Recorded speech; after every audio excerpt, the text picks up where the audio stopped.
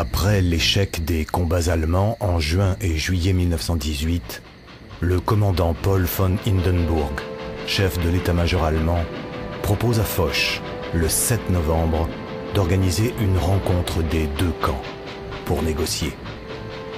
Dès lors, 5 voitures traversent sous escorte la zone dévastée du nord de la France pour se rendre sur un lieu de rencontre, jusque-là tenu secret.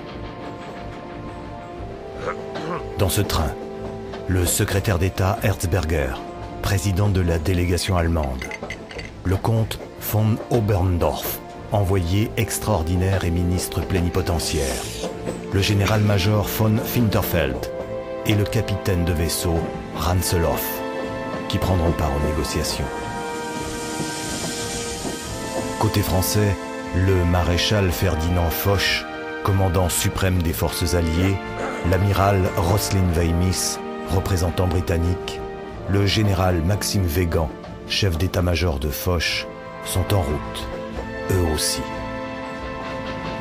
Le train du maréchal Foch arrive le premier au carrefour de Retonde, en forêt de Compiègne.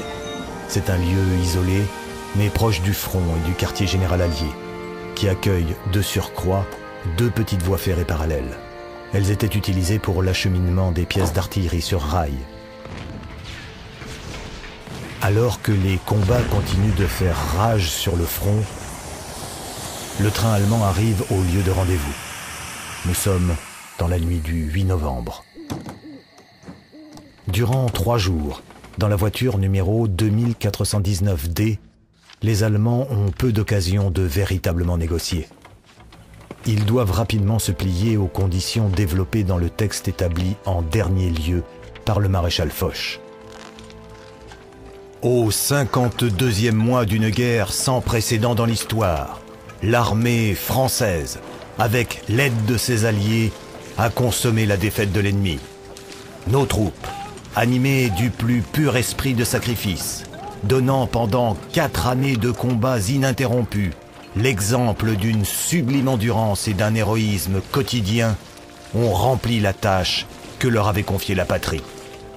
Tantôt supportant avec une énergie indomptable les assauts de l'ennemi, tantôt attaquant elles-mêmes et forçant la victoire, elles ont, après une offensive décisive de 4 mois, bousculé, battu en brèche et jeté hors de France la puissante armée allemande et l'ont contrainte à demander la paix. Toutes les conditions exigées pour la suspension des hostilités ayant été acceptées par l'ennemi, l'armistice est entré en vigueur ce matin à 11 h. L'armistice est signé à 5h10, mais le cessez-le-feu est effectif à 11 h, le 11 novembre 1918. Il entraîne dans l'ensemble du pays des volées de cloches et des sonneries de clairons, annonçant la fin d'une guerre qui aura duré plus de 1560 jours, fait plus de 8 millions de morts et 6 millions de blessés.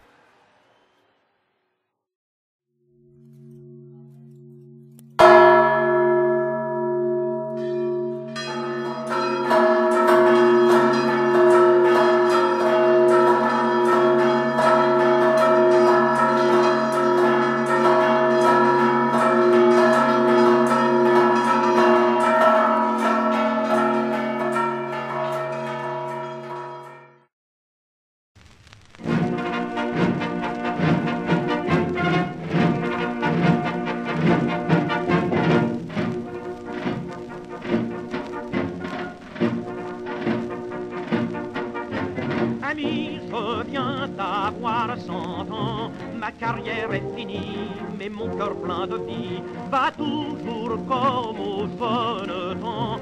Le printemps parfumé, le jeu, le vin, j'ai tout aimé. Le gai tintin, le glou-glou d'un flacon me mettait folie en tête. Et lorsque j'étais pompette, je me brisais d'une folle chanson. Mais le bruyant chanteur qui me faisait battre le cœur.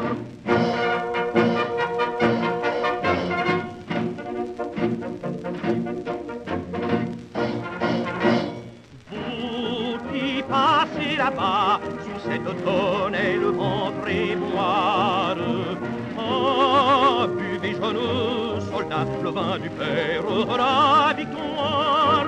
brillant vermeil, nectar sans pareil, il remplit le cœur de vaillance. Vin de l'espérance, buvez enfants le vin de mes 100 ans.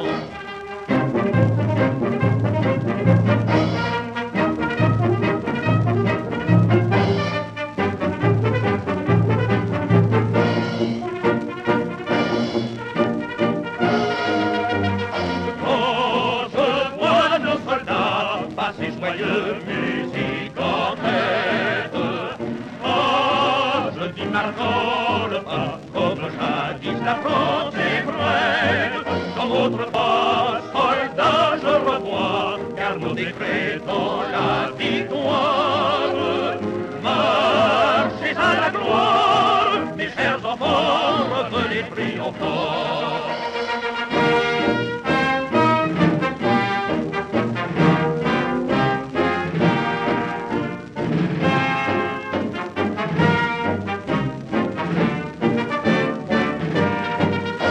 Autrefois, soldats, je revois, car nos décrets dans la victoire.